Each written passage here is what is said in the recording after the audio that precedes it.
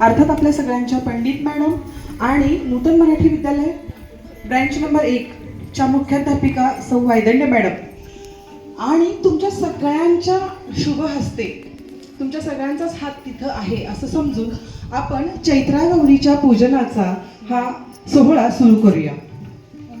गुढी उभा करून आपण चैत्र या नवीन मराठी वर्षापासून वर्षारंभ केलेला आहे आणि या चैत्र महिन्यातील शुद्ध पक्षातील तृतीयेला प्रत्येकाच्या घरी ही चैत्रा गौर येते. चैत्रा गौरी बरोबर ज्येष्ठा कनिष्ठा आणि गणपती बाप्पा बरोबर येणारी गंगा गौर अशा या 5 गौरी पूजण्याची महाराष्ट्रामध्ये खूप जुनी परंपरा आहे. पूर्वी फक्त पावसाचीच पिकं घेतली जायची, त्यामुळे साधारणपणे डिसेंबर पर्यंत शेतातली कामं व्हायची आणि त्यानंतर महिलांना वेळ मिळायचा. आणि चैत्र म्हणजेच नवीन पालवी, नवीन फुला फळांचा बहर आणि ह्यामध्ये जे नाविन्य किंवा नव शक्तीला जन्म देण्याची निसर्गाची प्रक्रिया आहे, ती प्रक्रिया अगदी महिला सुद्धा नवीन मुलाला जन्म देऊन करत असते. तर ही शक्ती निसर्गात आहे आणि स्त्रीमध्ये आहे.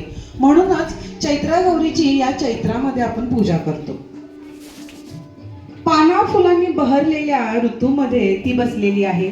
तिच्यासाठी झोपाळा तयार केलेला आहे, त्यामध्ये ती अगदी आनंदानं बसलेली आहे. ही चैत्रा गौर म्हणजे पार्वतीचं रूप. स्वतःकडे बघा, तुम्ही सुद्धा एक पार्वतीचं रूप आहात. शंकरोबा आपला कसा आहे हे माहित आहे, तरी सुद्धा आनंदानं त्याची अर्धांगिनी होऊन तुम्ही सुद्धा आज त्या चैत्रा गौरी समोर बसलेले आहात.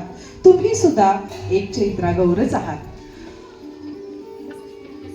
छानपैकी भिजवलेली हरभऱ्याची डाळ, आंबट अशी कैरी आणि खमंग फोडणी घातलेली डाळीची चटणी, गुळाचा गोडवा, वेलचीचा सुगंध आणि प्रेमाचा आणि अन्नपूर्णेचा हात लागलेलं पन्ह असा ह्या चैत्रा गौरीच्या नैवेद्याचा थाट, हळदी कुंकवाचा सन्मान, हे सगळं करून तिला आवडणारे सगळे खाद्यपदार्थ, गोडाचे पदार्थ, थोडे तिखट पदार्थ, अशा 5ही रसांनी युक्त पदार्थ आपण करत असतो.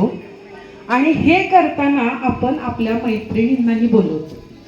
हा सण खेडोपाड्यात जेव्हा साजरा होतो तेव्हा हळदी कुंकू हे फक्त निमित्त, खरं निमित्त असतं माहेर वाशिनीला बोलवायचं आहे, मैत्रिणींना बोलवायचं आहे, ती रुसलेली शेजारी नाही तिलाही बोलवायचं आहे, तिचाही रुसवा घालवायचा आहे, थोडं खेळायचं आहे, थोडं बोलायचं आहे, मनातलं सांगायचं आहे, मन हलकं करायचं आहे.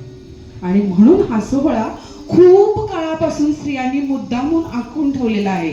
मन हलकं घरात होतं असं नाही, पण मैत्रिणींच्या गलक्यामध्ये ते हिंदोळ्यावर बसतं आणि पुन्हा उत्साहानं धावून निघतं.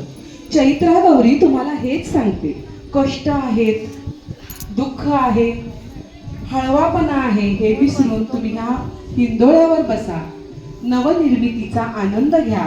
तुम्ही या पार्वतीच्या रूपातीलच चैत्रा गौरी आहात. संस्था सांभाळणाऱ्या आमच्या महाराज मॅडम असतील, शाळा प्रशासन पाहणाऱ्या आमच्या वायदंडे मॅडम असतील, वर्ग पाहणाऱ्या आम्ही शिक्षिका आहोत, संसार पाहणाऱ्या तुम्ही सगळ्याजणी आहात. आपापल्या क्षेत्रामध्ये तुम्ही पार्वतीचं रूप आहात आणि ह्या शक्तीची पूजा आपणच करायची, आपणच आपलं कौतुक करायचं आणि पुढच्या पिढीला म्हणजे आमच्या या मुलींना ही प्रसन्नता, मांगल्य असणारी ही मूर्ती अगदी निवांत झोपाळ्यावर बसली आहे. पाना फुलांनी तिची सजावट केलेली आहे आणि तिला जास्त आवडते ती म्हणजे कैरी, गूळ आणि चटणी असं मानलं जातं. आणि हे पदार्थ अगदी हौसेनं घरोघरी करून चैत्रा गौरीचं पूजन होतं. आंब्याची कोशिंबीर,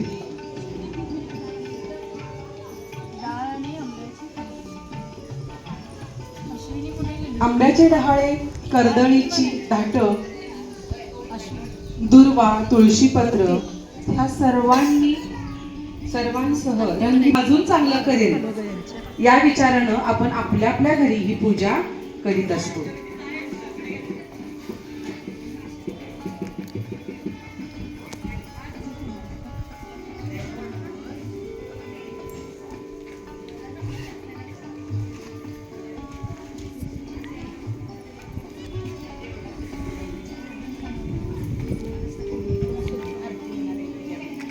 दीपप्रज्वलन झालेलं आहे.